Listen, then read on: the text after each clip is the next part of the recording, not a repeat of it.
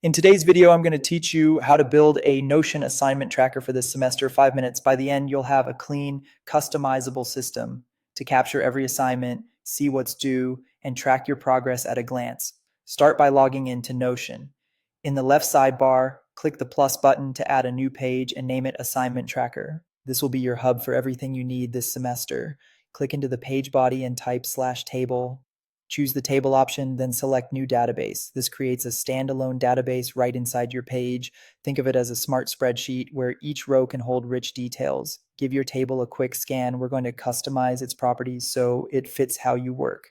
First, rename the default name column to Assignment. This is where you'll type the title of each task, like Lab Report or Chapter 3 Quiz. Remember, each row opens into its own page so you can store instructions or links inside if you want.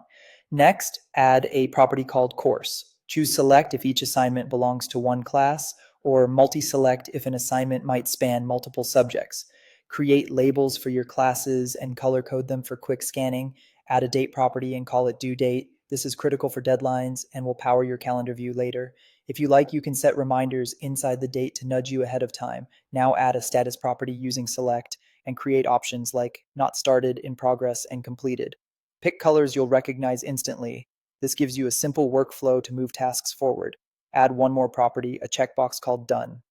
Use this when a task is truly finished. It's a quick, satisfying way to clear items from view without deleting anything. With your properties set, let's add helpful views. Create a calendar view and point it to the due date. You'll get a monthly overview of what's coming up.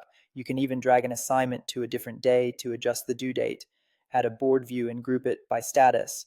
Now you can drag assignments from not started to in progress to completed, giving you a visual pipeline of your workload.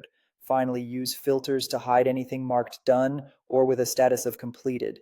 This keeps your current view focused and clutter-free. That's it.